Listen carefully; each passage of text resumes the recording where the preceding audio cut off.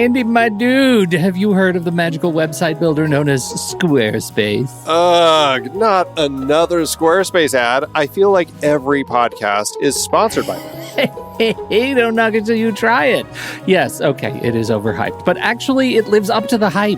Squarespace is like a website fairy godmother. With a click of a button, your site transforms into a beautiful masterpiece. A website fairy godmother? That sounds interesting. What makes it so magical? Well, for starters, those slick templates make anyone look like a professional web designer. Pick one, customize the colors and fonts to match your brand, and voila. Plus, the drag and drop fluid engine is so easy, your grandma could build a site on Squarespace.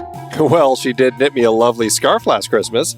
Maybe website design is next. Exactly. And when you're ready to sell your Nana's handmade scarves online, Squarespace has built-in e-commerce. Add a store with one click. Get flexible payment options. Then watch those sales roll in. And when she wants to teach others her steezy scarf skills, Squarespace's new courses feature is just the ticket. Nana can set up her curriculum and enrollments and payments in a snap and become the next e-knitting influencer. Oh, wow, you really sold me with the grandma angle. Sign me up for that free trial. Just go to thenextreel.com/Squarespace and transform your site into a beautiful Squarespace masterpiece. Well, thanks, Pete. Even though it's overhyped, Squarespace actually sounds perfect for Nana's site's needs. Appreciate the warning on the ads, though. I'll brace myself next time I listen to a podcast. Anytime. Let me know if you need any help getting that site up and running.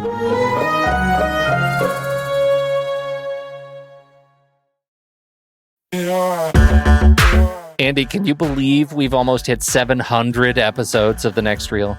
I know, it's crazy. And with all the other episodes in our family of podcasts, we are well over 1,200 episodes of movie conversation. It's really pretty amazing that we've gotten to have these in-depth movie chats every week for over a decade now. And we couldn't have done it without our loyal community of film fans.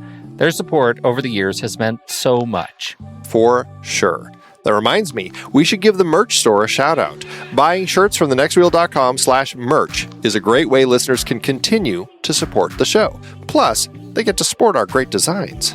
Absolutely. I think sometimes folks forget we have a variety of shirts, mugs, phone cases, and more available. In fact, a great place to start is with a shirt sporting the Next Reel's logo. We also have that classic Fast Times Spicoli Surf School tee, or the weirdly popular Rusty's European Tour shirt. The one from National Lampoon's European Vacation. Why is that so popular? Search me, but we have sold a ridiculous number of those. I guess there are a lot of Rustys taking trips to Europe? We're always adding new designs based on movies we've covered, like our brand new design for a streetcar named Desire, featuring a streetcar named Desire. So if you want to rep your love of TNR and films, head to thenextreel.com/merch. Every purchase helps us continue to have these weekly in-depth conversations. So visit thenextreel.com/merch today. And as always, thanks for listening and being a part of the Next Reel community. We've got lots more great movie chats coming your way. Hello! From the Next Reel's Film Board, this is Tommy Handsome with an important announcement. The following podcast includes movie audio clips that contain unbleeped profanity. Such profanity may include damn, hell, nuts, butter, McGee, doodle, Captain Fuck, and toot toot, here comes the diarrhea parade. Listening discretion is advised.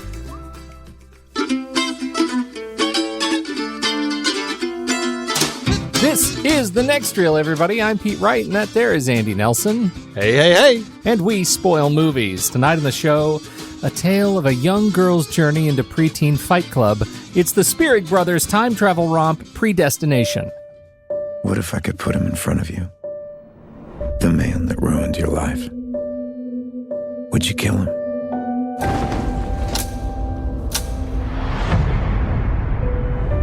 By the time you listen to this, 7 years will have passed. Here you are, at the beginning of your new life. It can be overwhelming, knowing the future. So what, you're a cop? I'm a temporal agent. We prevent crime before it takes place. What is it? It's a time machine. Don't ever exceed the jump limit. It can be problematic. If you ever want to stop the fizzle bomber, you'll never get another chance. Time, it catches up with us all.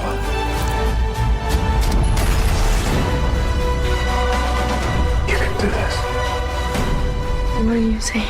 What's that got to do with me? You're the only one given to the world through a paradox. You must lay the seeds for the future.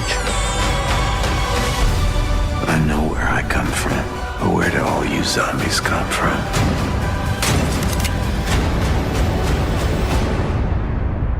What if I could put him in front of you? Would you kill him? Andy, I've been looking forward to Predestination this whole time travel. Since we decided to do a time travel series, I've been looking forward to doing this movie. Well, I think this was predestined to be in our time travel series. The minute we came up with the idea of doing a time travel series, we both had this at the top of our list. It's a little bit low-hanging fruit to go for the predestination joke. I don't care. This was... This movie, it absolutely broke me the first time I saw it because I could not figure out how they were going to make this whole thing work.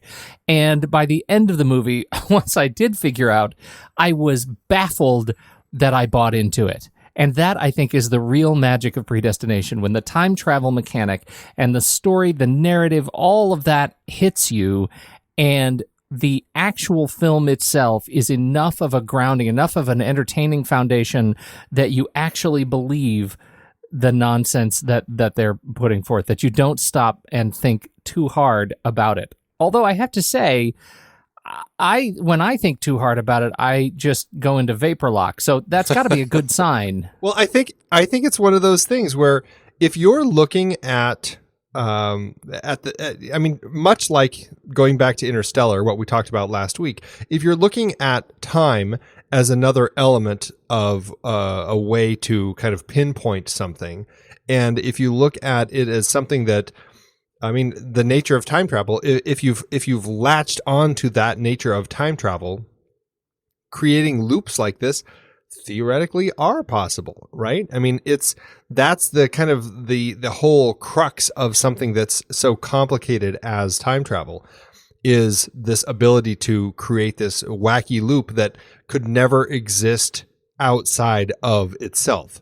And I find it so absolutely fascinating. And what I think is more exciting is that the movie does not only give you this real complicated look at this time loop that only exists because of itself, but it also gives you a really interesting story idea about killing some people to prevent bigger accidents, much like the whole, if you're driving a car and you have to avoid something, do you swerve left and kill 5 people, or do you swerve right and kill 3 people? Yeah, that's the trolley problem, right? So the story exists in itself, which is fascinating. But then they take this concept of the trolley problem, like you were saying. Who do you kill? How many people?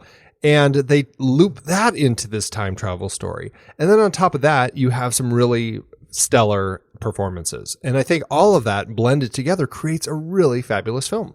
Sarah Snook is a career-defining performance for her. I did not know anything of Sarah Snook before this movie, but she's fantastic, and not just because she does the she does the gender makeup, but because she just is terrific. Oh, she's great. I don't know if I had seen her in anything before this. She's just one, which is the gag, right? You have to have somebody that you don't know to make this movie work, right? You have to have a face that is not recognizable to make the gimmick really play. Yeah, and she had been in stuff, like she wasn't a complete unknown, but it's not like a long list of credits. She'd done some TV, she'd done some smaller indie films and stuff before she did this, and I think. I would like to say that this film really shot her to a place where she was, one of the top people, because I think her performance is so strong here. It didn't happen, but it certainly hasn't stopped her from being busy. the themes of the film, or I should say that the genre is a little bit of a genre buster, right? It's got a little bit of noir, it's got a healthy dose of sci-fi, it's got some action, and of course it's got the time travel mechanic and a little bit of the horror thriller, action at the beginning and the end. It's funny, as non-linear as the film is, the narrative or sort of the genre presentation is very linear, where we start with this sort of noir backstory that's very long. And I think if there's anything that's going to make this film appear a bit impenetrable, it's the first 45 minutes, which is all, I guess you say the whole film is backstory, but the first 45 minutes is a lot of storytelling. Well, and that is a struggle. And I guess to that end, you really need to buy into this story that you're getting into. And to that end, I feel like the performances for me really work. Like, I really enjoy everything happening with Ethan Hawke and Sarah Snook in the beginning, and this whole conversation they're having in the bar, and then the backstory, the flashbacks that we learn about kind of how she got to where she is, how she transitioned to be a man, all the way up to the moment where Ethan Hawke's character says, if I could put him in front of you, would you kill him? And yeah, that's a very large chunk of exposition and backstory to fill in before we really even get into the time travel story. And then once we get to the time travel story, it doesn't strictly become an action film. It still is very convoluted drama, I find, and but in a way where I find it just mesmerizing. So it's a really interesting story construction. It moves much more into this thriller zone, right? Where you've got to make certain times. You got to be at a place at a certain time. You're going to see a thing, and you're going to do a thing. We're going to stop a bomber, and it's just one after another. And I find that really fascinating. The other piece is, do you remember? I was trying to piece it together as I was watching it over the weekend. Do you remember the moments of that your mind was blown the first time you watched this movie? It's all of the moments where you realize that the character we're watching is the same person. Like when the unmarried mother goes back the first time with the barkeep and is all set to go kill the man who left her, only to be bumped into by Jane, and that moment of realization of like, oh, wait a minute, I'm that guy. I'm the one who left you. And that whole mind-blowing moment of, whoa, okay, hold on. Her body parts, we learned the whole thing about how she had both body parts. She had a baby. They had to take out all her female parts, and now her male parts are all working. Whoa, she just created herself, her own baby with herself. Like, that was my first mind blow moment. And then the second one was when I saw her, I should say him, now as a time agent, as the one who was pursuing the Fizzle Bomber, and realized, oh wait, he is the one who gets burned and becomes Ethan Hawke, and realizing that this whole thing is one person. And then I think by that point, by the time we realized that Ethan Hawke is also the Fizzle Bomber, I don't think that I was as surprised anymore, because they'd already kind of pulled that rug out from under me a couple times. I still found it very effective, but I wasn't as surprised. Well, and this is the my sort of thesis that the first moment when John meets Jane at the school, and you realize that he is in fact talking to the female version of himself across time, it redefines, right in the middle of the film, it redefines the rules of the world. The first part of the movie, you could be watching this movie and you think you're watching, I mean, it could be just another Stephen King bar scene, right? That's going to end in a twist of sort of thriller, horror, whatever. But it's it's just another stranger telling a story tale. And then we see that the strangers, we're actually going to be starting to interweave or interleave into their lives, as audience members in a new way. And it becomes so much darker, because it challenges so many of our cultural beliefs, right? Beliefs around gender reassignment and pansexuality. And, these characters are, or this one character played by Snook and Hawke are, they're at the top of their game. They feel like the world has always sort of been out to betray them, out not to let them have their due. So this story ends up being kind of the ultimate tale of narcissism, that they love themselves so much that they actually get to love themselves and literally make a baby with themselves. Which is them. Which is them. Yes. I mean, it is the ultimate narcissistic loop. And I find that just diabolical. It's fascinating. I feel like I see something new in it every time I watch it. It really is a twister. And I think that's what makes it so fun. And I don't need it to turn into something that is like this action movie through time as he's trying to stop himself. I mean, that's Time Cop. This is a much twistier tale. This is what I would say is a fantastic representation of what great science fiction can be, where you take these concepts of science fiction and use it to put forth interesting theories and themes. That I find a much more exciting and energizing use of science fiction and storytelling than is so often the case. Like when you're watching something like Independence Day. I don't know why I'm going with that one, but you know what I mean. You just finding something that is just a little more just standard, like aliens and spaceships sort of science fiction film. So let's talk about Robertson a little bit. We talked about the barkeep and the unmarried mother, and then we have Robertson. And Robertson is this sort of he knows everything, right? I mean, it seems to be that he is the one who kind of knows about the loop, that the loop is going on. Is he controlling it? Is he guiding it? In your eye? Well, it's an interesting thing to say, and especially, and we should just bring up the fact that the title Predestination is this idea of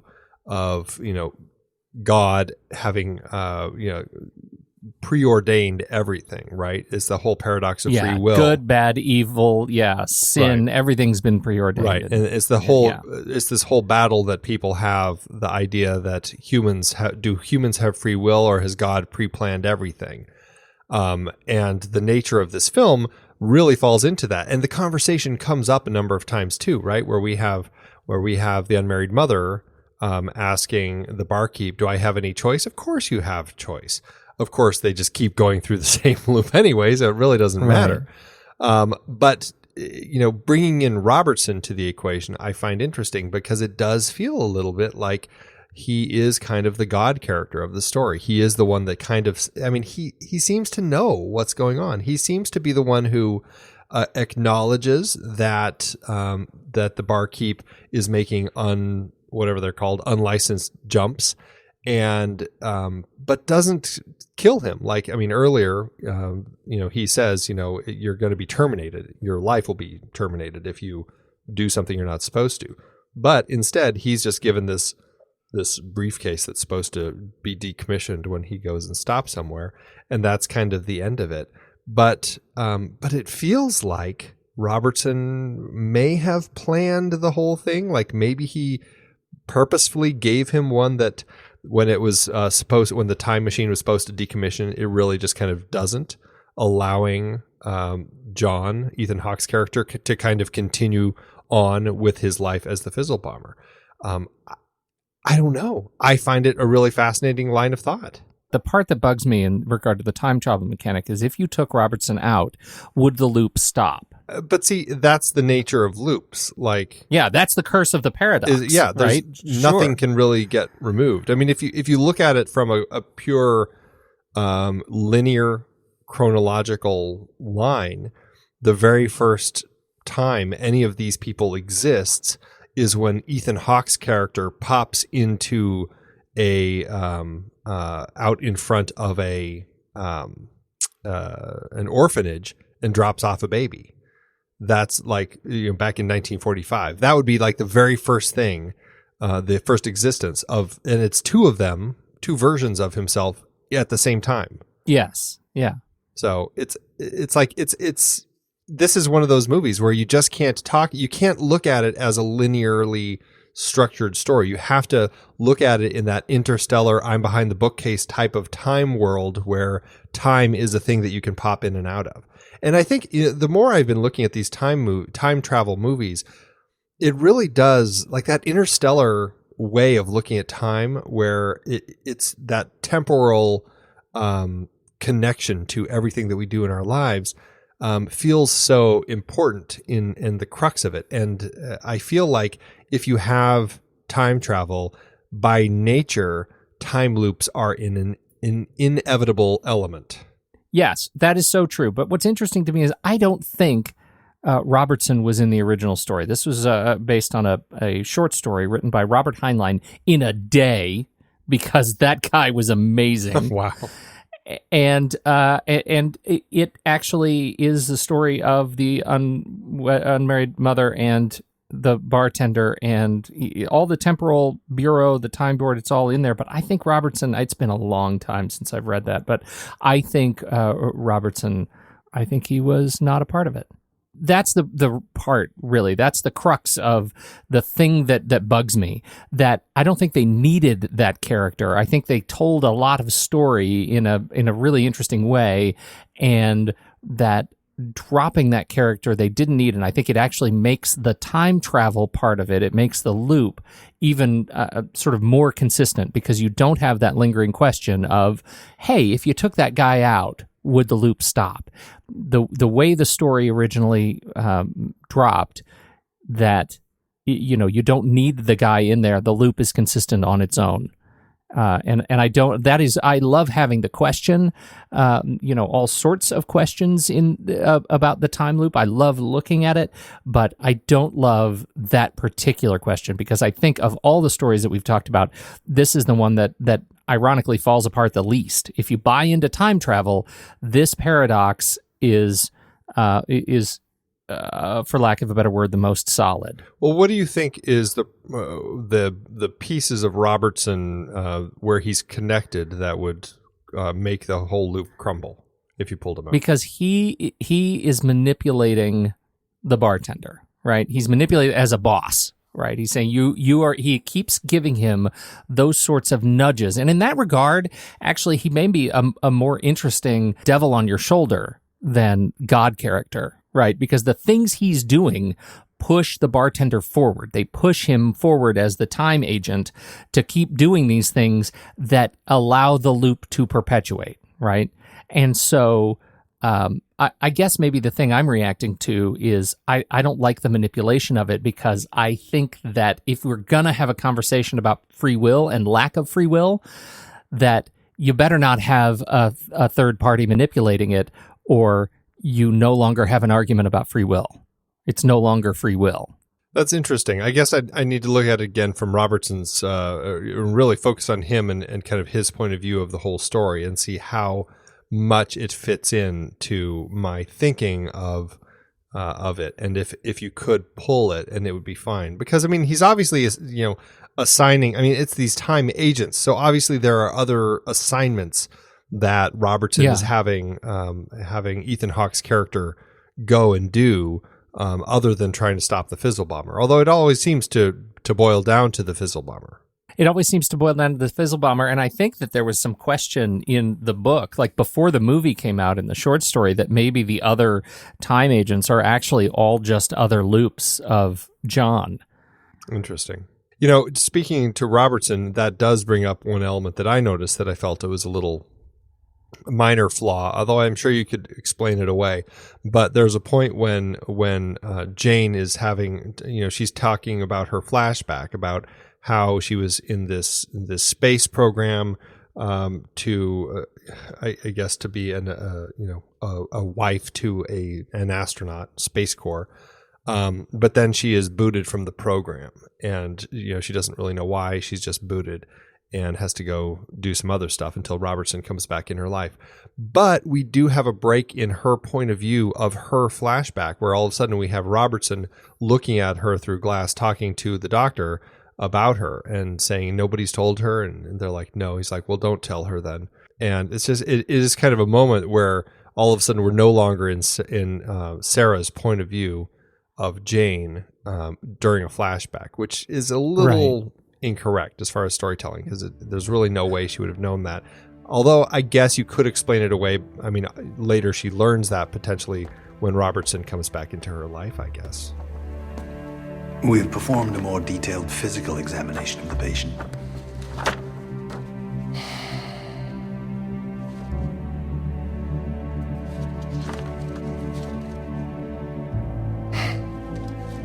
I see.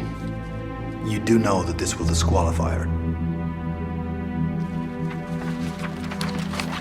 You've not told the recruit? No. Don't. I'll take care of it. And then he doesn't tell her. She doesn't find out until after the surgery when the doctor tells her. Right. While he's smoking a cigarette. So if there's, it's just another sort of bullet supporting the devil on your shoulder, position of Robertson. That may be, but regardless, it is flawed storytelling. If she's, during a flashback, all of a sudden we jump out of her point of view into his point of view. So. Yeah, well, I mean, you're right. I also wasn't listening to you the first time, so I needed you to say it again. I see how it is. I see. I was so excited. I was just, I was a dog with a bone, man. I just wanted you to bite on something I said. Okay. All of that being said, the Space Corps stuff looks great. Yes. Well, I love that the production design was so cool. With the weird VR, like trippy kaleidoscope helmets that they had to wear, and putting the women through the paces was just really great. I think it's I made the Fight Club joke, but really I think it's just great that everywhere she goes, she ends up in a fist fight with somebody. It was very interesting for a sci-fi time travel movie to take place from 1945 to the early 90s. That's kind of the stretch of time that we're jumping around in. It is, although that is an interesting thing they didn't change from the book or the short story, which is a novelty. Since it was written and published in 1959. Right. So it was, you would expect the usual strategy is to take this thing and modernize it by putting it into, the future. And if anything, I think that is a real sign of a brilliant adaptation that they didn't. The story was good enough. The story was good enough, and they carried some of these elements as sacrosanct that they didn't need to mess with it. Well, and the Spierig brothers, Michael and Peter, when they adapted it, I mean, listening to them talk, it sounded like they did a straight adaptation. Like that was the first thing they did. They said the book was so good, they just took it and did a straight adaptation, just converting it basically to a screenplay. And then realizing right away that it's only about a third the length a screenplay should be. And so then, of course, they had to flesh it out and everything. But I love that they were so taken by the actual story that they did work very diligently to keep everything from it in this version. So I think that's fantastic. What comes first, the chicken or the egg? The rooster. Ah, shit. See? I'm terrible.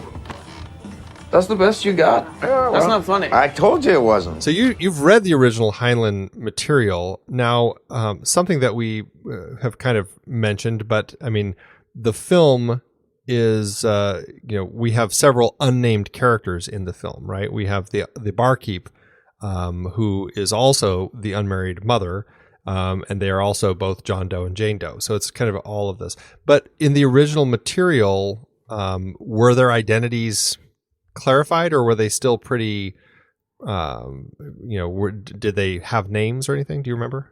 Yeah, I remember. Well, I mean, they didn't all have like individual name identities, but they make a big deal about it toward the end. When he is thinking about that, they use the line, right? All you zombies, right? He's reflecting on all of the different people that he gave birth to his, father and mother and daughter and all the entire history of his own narrative. And so, he does an accounting, like a character accounting of himself throughout the course of his travels from 1945 to 1993. And that's where he says, I know where I came from, but where did all you zombies come from? Right? All the others that are actually also him, which is the great sadness of the story. Well, it's interesting because, just looking at at least Wikipedia, they still have it just as the bartender and the unmarried mother. So obviously they aren't, the names aren't. That's what I mean. There. They don't have, have names, right? That's what I mean. But there is an accounting of who of the fact that there are these people and they are him. Right. / her. Well, but to that end, it's also interesting how the film keeps the identities pretty disguised, which I think is a nice way to move forward, where we really hide the identities of the other characters, right? We hide the identity of the Fizzle Bomber. It's always a mystery who this character is. We hide the identity of John when Jane meets him. We never know who it is until we are John and we are with him when he bumps into her. And even just the way that all of that stuff is played out, even when Ethan Hawke is later fighting the Fizzle Bomber, you never really see it.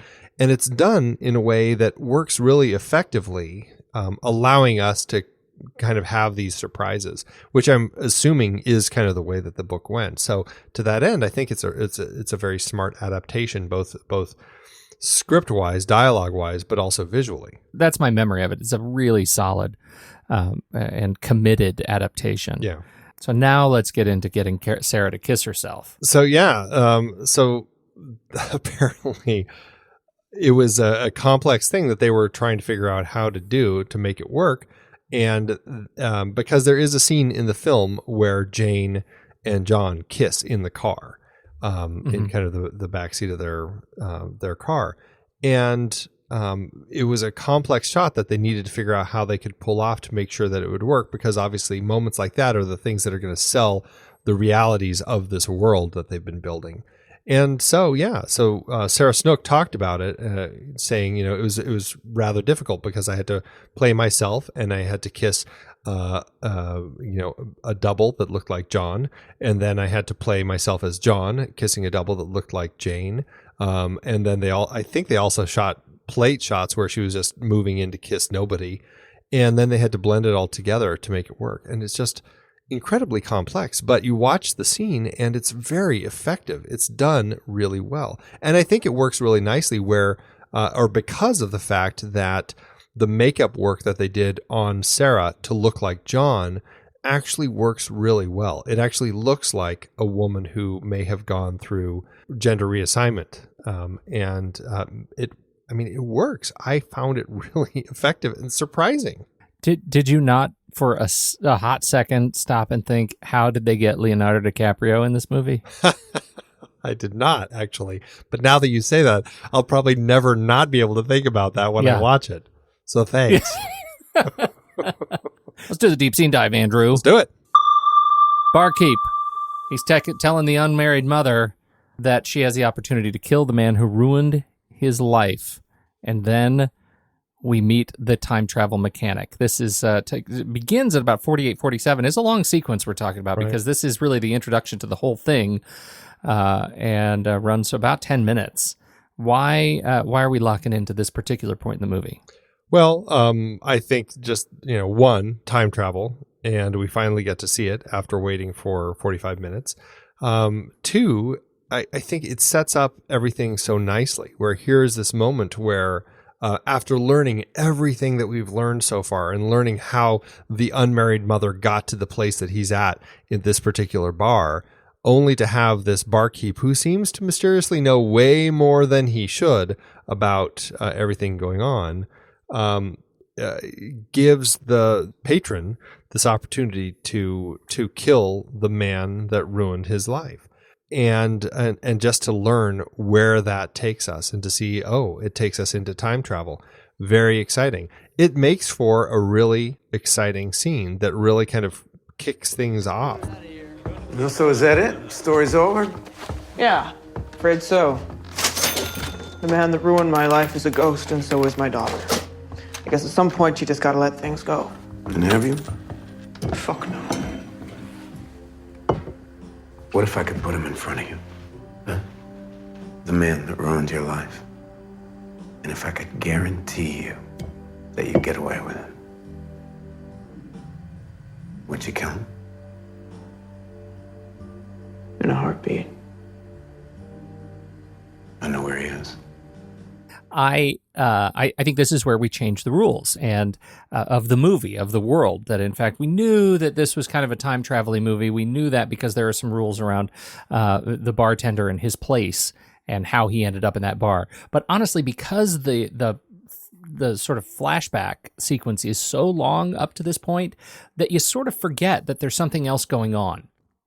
And I think that's an actual gift of pacing that some might find a little bit slow. For me, that actually shakes me up every time. When the movie goes into high gear and we see, oh my gosh, we're actually going to leave the bar.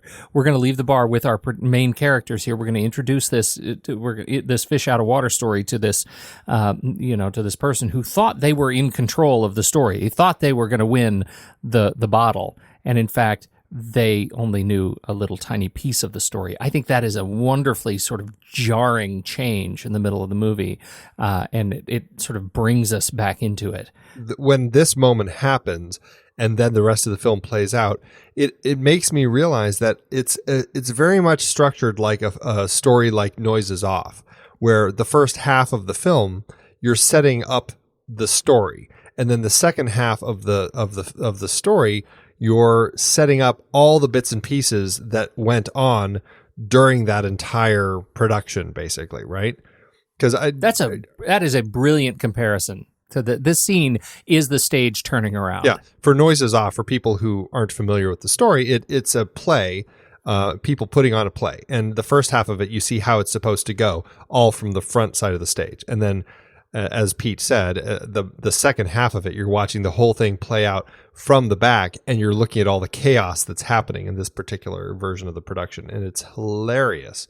This is not so hilarious, but it's exactly the same thing, where you see everything from Jane's perspective, and that's what I think is so strong about it, because we're not coming at it from the perspective of Jane when she is the barkeep. We're coming at it from Jane early on in the story. Well, technically, we're coming at it from the unmarried mother, and then who flashes back to her life.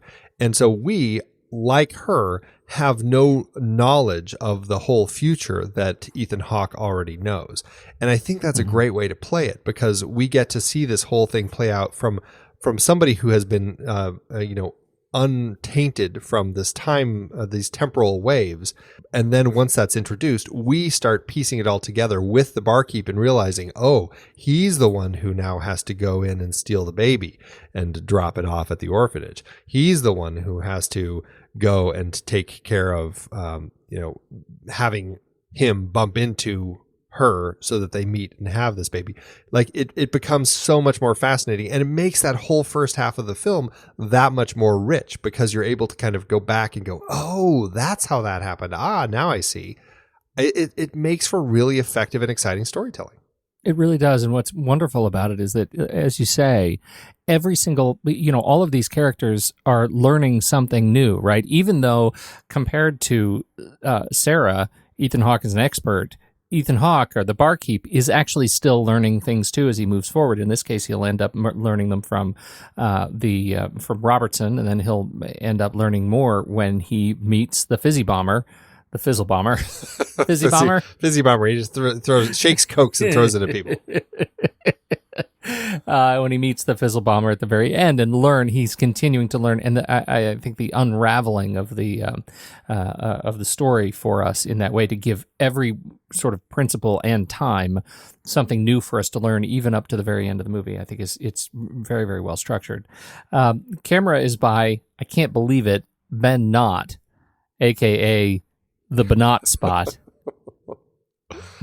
Right? Oh, We've my talked goodness. about Ben before, though. I know, but we never made the joke, Andy. We did make the joke. As far as you know. Oh, that's what's so great about it. Is it's a joke? That's the paradox. Go on You'll never know. Forever. So funny. It's still funny. It is. Oh, the Bennett Spot. I honestly don't know when we talked about him, but I know we brought him up at some point. But we haven't talked about another film that he's done. No, because we haven't talked about Daybreakers, which is another film we should talk about. It's a fun twist on the vampire genre. I think he's got a good hand on the camera, and it's a hard thing to frame just because of how you have to consider who needs to be in the frame, what needs to be in the frame. I mean, there's just it just strikes me as an enormous amount of structure and planning to make it look actually effortless. Everything works really nicely the way that it's structured. And you mentioned earlier on that it does feel very much like a noir, and I think that's something that Ben takes into account building this world, is kind of keeping that look and the darker tones and the shadows and everything, and it works really well in context of it. But then you go back to something like the vibrance of the Space Corps scenes, or even Jane's childhood, which still have some vibrance, even if it's a little darker. And it's still really rings with much brighter tones. So it's nice the way that they're allowed to kind of play with the tones throughout time. Hair and makeup. So there's good makeup throughout, and a whole team of people who made makeup happen. But Samantha Little has the special effects makeup supervisor for Sarah Snook. So I'm assuming she's the one behind the age makeup. I would assume so, yeah. Just talking about the age makeup. Well, when you say age makeup. Not the age makeup. I say age makeup. Why would I do that? It's like she makes her a man, and I guess an old man. So there you go. Speaking just about the gender makeup, what did you think?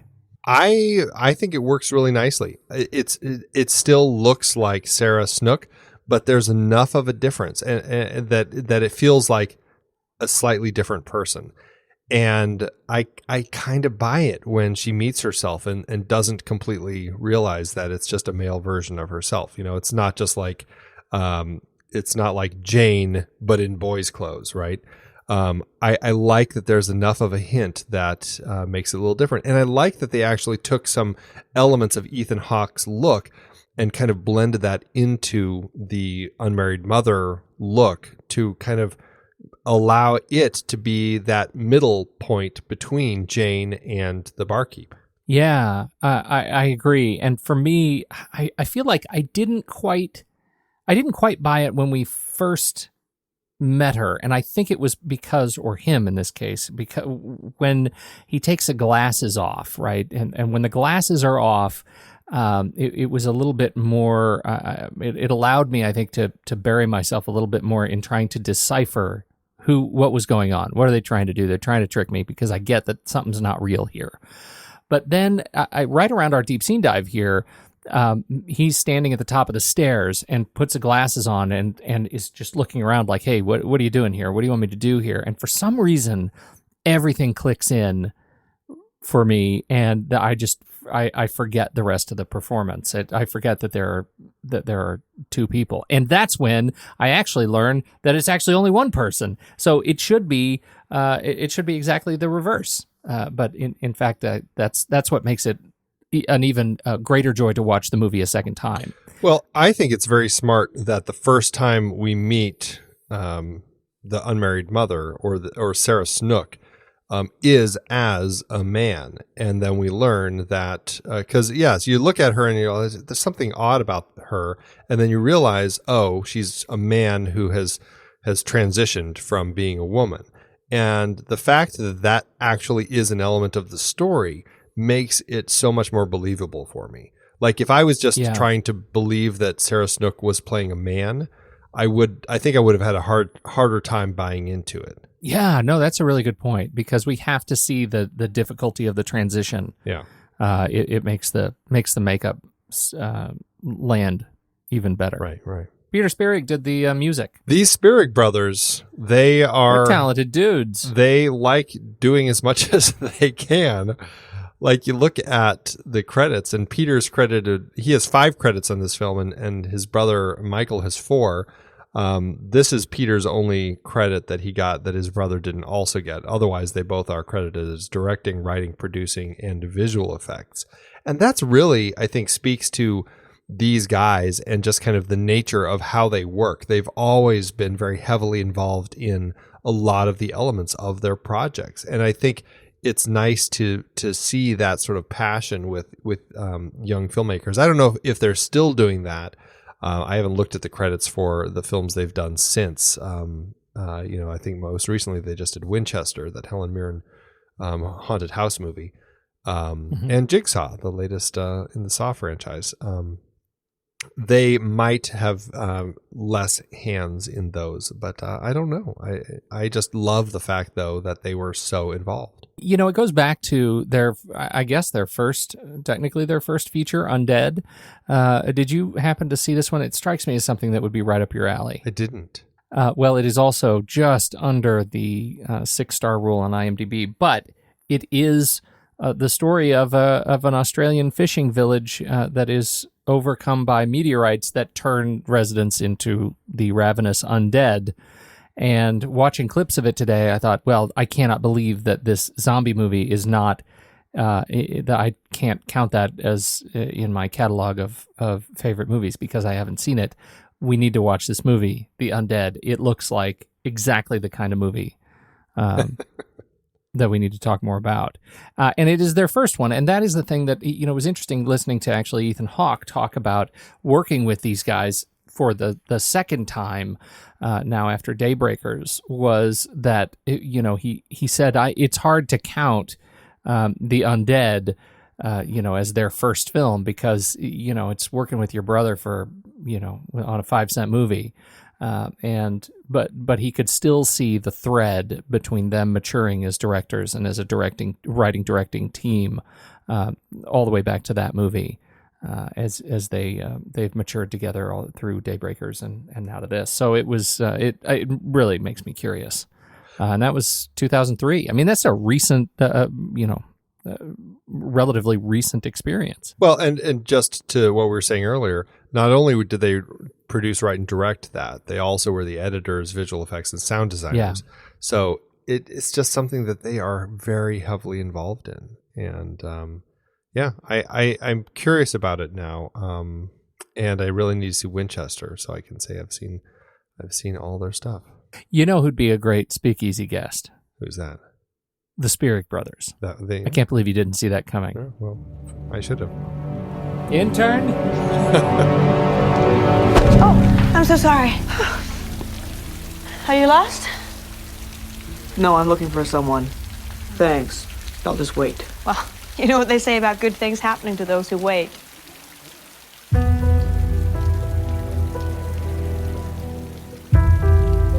But only the things left behind by those who hustle.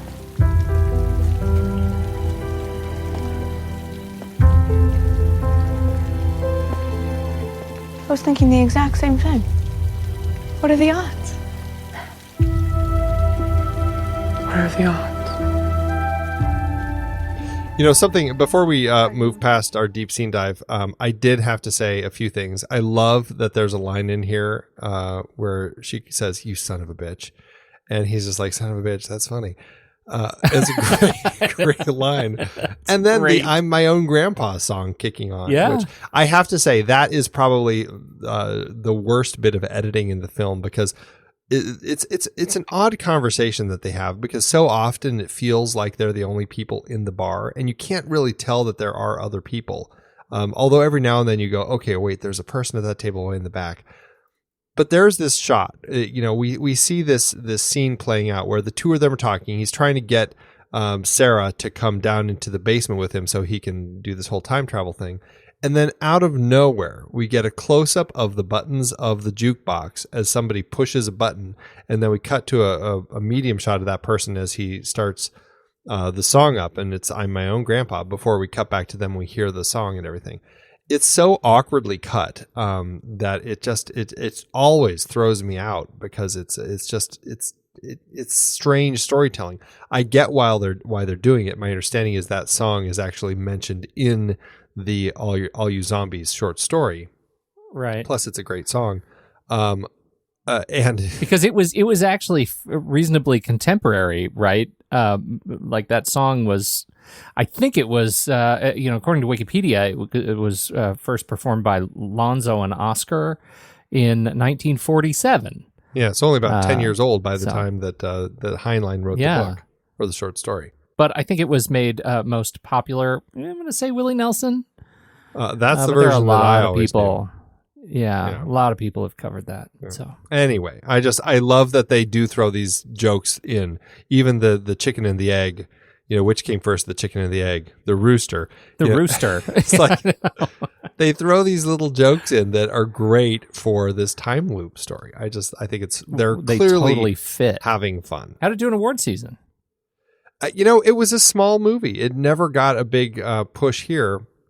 So the awards, it was really Australia centric. It had 11 wins, 18 other nominations, other than Toronto After Dark Film Fest, where it won Best Sci-Fi and Best Screenplay, plus a nod for Audience Award for Best Feature, which, believe it or not, it lost to Dead Snow 2, Red vs. Dead. Oh, God. I laugh at. I haven't seen it, so I can't really claim, but it's Dead Snow 2, seriously. But otherwise, everything else was from Down Under. Just a few notes. The Australian Writers Guild, it won for the John Hind Award for Science Fiction. At the Australian Academy of Cinema and TV Arts, it won Best Cinematography, Best Editing, Production Design, and Lead Actress Sarah Snook. And, a bunch of other wins, and nominations, but all Australia based. And so it was clearly something that was well loved down there. But unfortunately, I don't think that it had enough of a reach. It makes me wonder, though, we have the Academy Awards, but then we also have the Golden Globes, which are kind of, not quite the prestige. And we have all these different awards, but they have, just the different groups. It was the Australian Academy of Cinema and Television Art Awards, the Australian Cinematographers Society, the Australian Film Critics Association Awards, the Australian Screen Sound Guild, the Australian Writers Guild, the Film Critics Circle of Australia, all of those. I want to know if Australians take any of them very seriously. We'll have to see what our Australian listeners say. Yeah, right. Yeah. There's so many of them. Is it like the Spirit Awards and the the Golden Schmoes? Or they all serious? End up being Razzies at the end, on Twitter. So don't even bother. How to do at the box office? Were you able to figure anything out here? Well, it's hard to say exactly how much money Predestination cost because of the deal that Screen Australia struck to make it. They paid $5 million to fund 3 films, including this one. So I have to, if I work off the assumption that this film received a third of that, which is my best guess, that means it cost around $1.8 million, which is about $1.9 million in today's dollars. After premiering at South by Southwest, the movie opened in Australia August 28th, 2014, and finally hit the US January 9th, 2015. But as I was alluding to earlier, it didn't do much business here in the US, only grossing just over $68,000. Although overseas it made $5.4 million, which did give it an adjusted total of $5.5 million in today's dollars.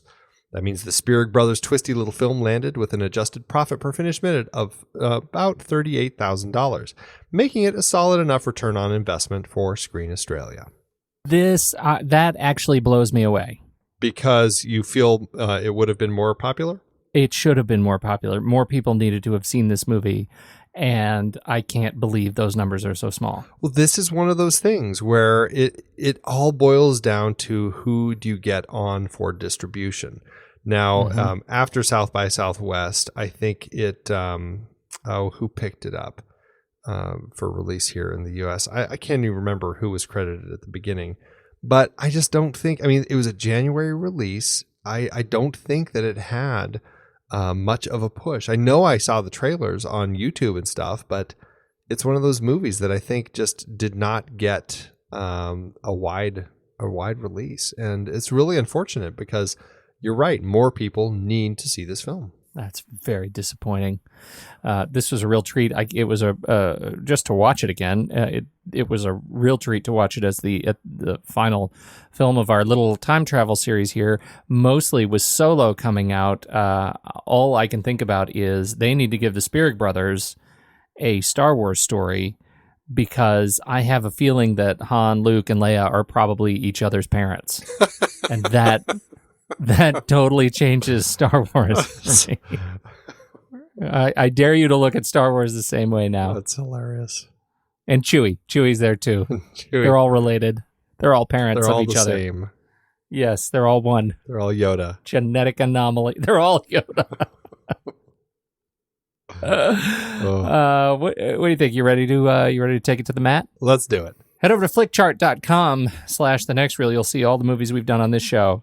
Or you can just swipe over in your show notes. You can tap the word flickchart. It'll take you straight to this movie where you can enter it into your own list and see how it stacks up to ours. Andy, where do we start? First off, Predestination or Noomies, the girl with the dragon tattoo. I have to go Predestination. Predestination, yeah. Oh, here we go. Predestination or Time Crimes. Predestination. That's, yeah. I mean, I feel like I sort of led with it, that this is my favorite of the time travel movies we've talked about. I have to stick to that. Well, these are the two favorites of mine. I'm going to say Predestination. There you go. Predestination or Star Trek II, The Wrath of Khan. I'm going to say Star Trek II. Yeah, me too. Predestination or The World's End. Oh, Andy, really? Really? Don't you have any control over these matchups?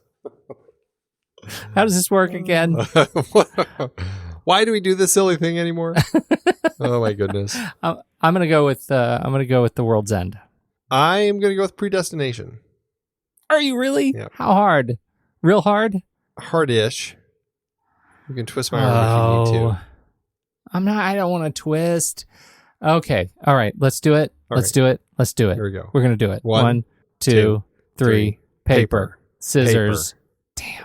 You took it. I did. I feel kind of guilty about it. Should that impact my decision at all? Jeez. Predestination or The Philadelphia Story? I'm going with Philadelphia look, you just move right on. I do. Great. Okay. Philadelphia Story. All right, you got it. Predestination or Seabiscuit? Absolutely Seabiscuit for me. Okay. Okay. Predestination or The Social Network? Social Network. Predestination or Shaun of the Dead? Shaun of the Dead for me. Shaun of the Dead. Predestination or Live Free or Die Hard? I'm going to take some John McClane. Predestination. Oh, okay. Let's do it. One, two, three.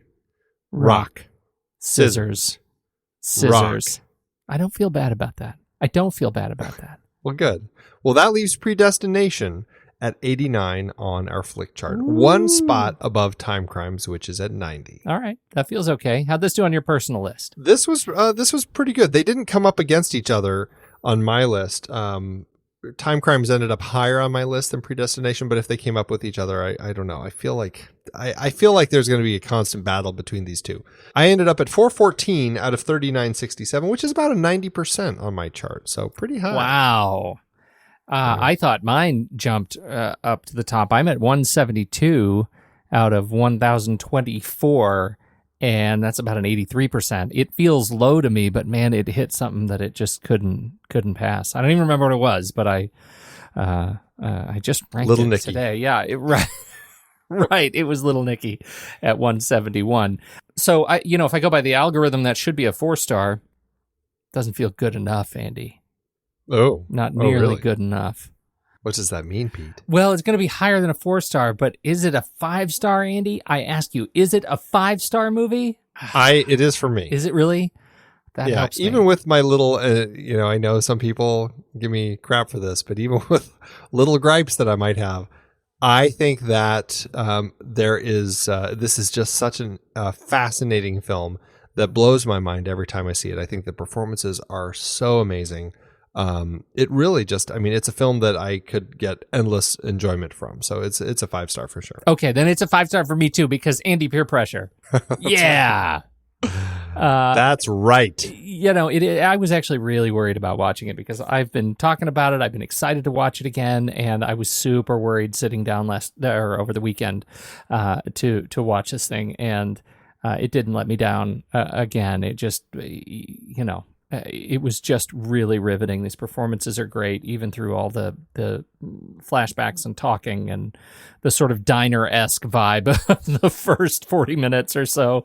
It reels me in very, very early. Love this movie. Well, and it's a film that gets better, I think, on subsequent viewings when you know what's going on, because it allows you to now look at it from kind of the barkeep's perspective as he's kind of leading the unmarried mother on this journey, and you're seeing all of these things play out knowing that it's all the same person. Right. And I just find it so fascinating. Me too. Me too. Well, that does it then for our time travel series. And so that begs the question, Andy, where do we go from here? We're going to be heading off a total different direction. We're going to be jumping into a fun series with the Oceans series. We're going to kick it off with Oceans 11 from the 60s. Then we'll jump into Soderbergh's trilogy and ending with Oceans 8 shortly after it opens in theaters.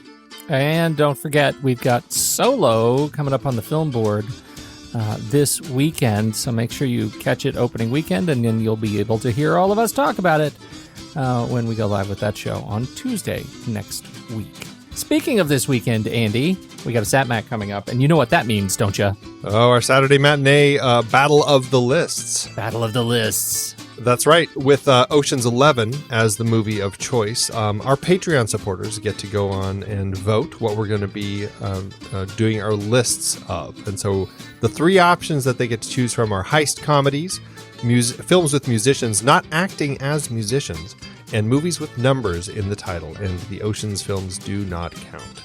So those are the options. If you'd like to have a say in what we do our lists and hear the show itself, head on over to patreon.com/thenextreel and sign up. For as little as $1 a month, you can help us out and be a part of the show. You know, can I have a caveat. Ooh, we like on that those. Movies with numbers in the title. It can't be an Oceans movie, also can't be a sequel. Oh, so like John Wick 2. Like, Sharknado 5. Fine. There goes my whole list. I just needed, I felt like I needed to get that out of the way early. Yeah. Okay, good. Yeah. Oh, and by the way, the next reel couldn't happen without the hard work of Stephen Smart, who runs the Instagram program over there, Ben Spierig, who helps out there as well, Ben Lott runs all things Twitter, and the Blot Spot, not to be confused with the Bonot Spot. And of course, Ragtime Instrumental is the next reel theme, and it's by the good Eli Catlin. You can find him on his SoundCloud page, where you can access that very track. You can download it, you can put it on your hearing device, and you can listen to it over and over again.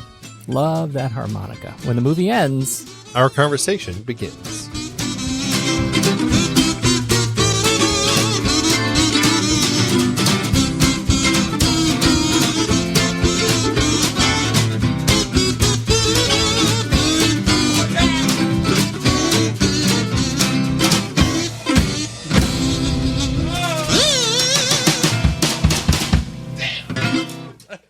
Amazon giveth, Andy.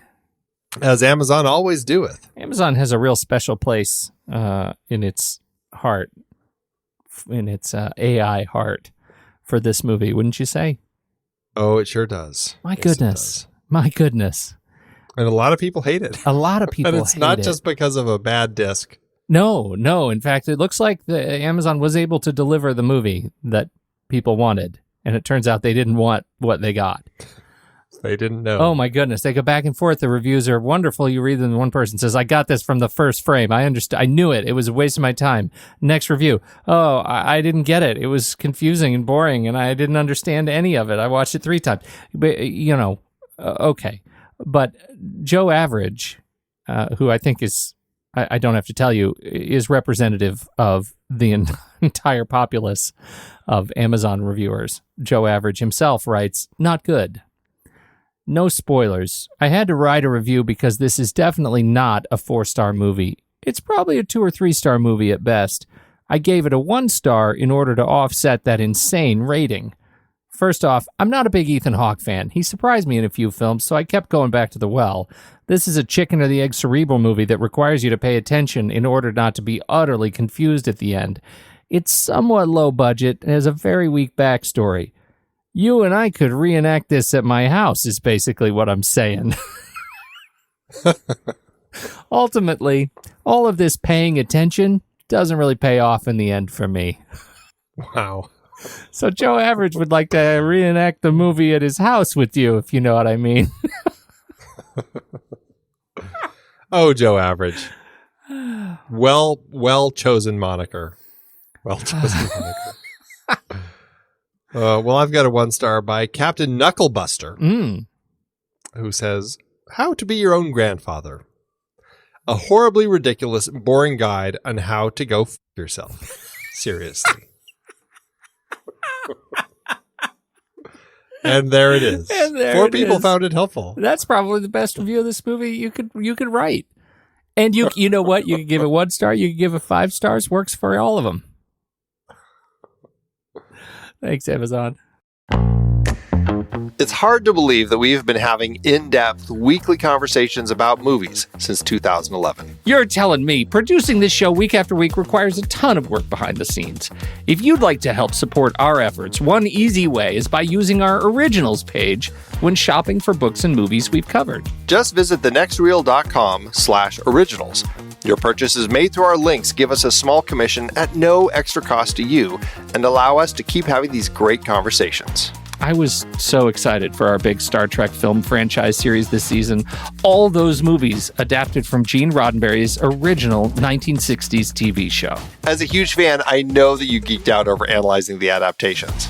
Absolutely. From the motion picture to the Kelvin timeline films, seeing the Enterprise crews on the big screen was a dream come true. Our list of source material isn't just all books and plays. We have the original series in our list of source material. You can rent the episodes to watch and enjoy and support the show in the process. For our Millennium Trilogy series, we covered films adapted from the original books that launched Lisbeth Salander, The Girl with the Dragon Tattoo, The Girl Who Played with Fire, and The Girl Who Kicked the Hornet's Nest. As much as I love Fincher's version, the original Swedish versions are the way to go.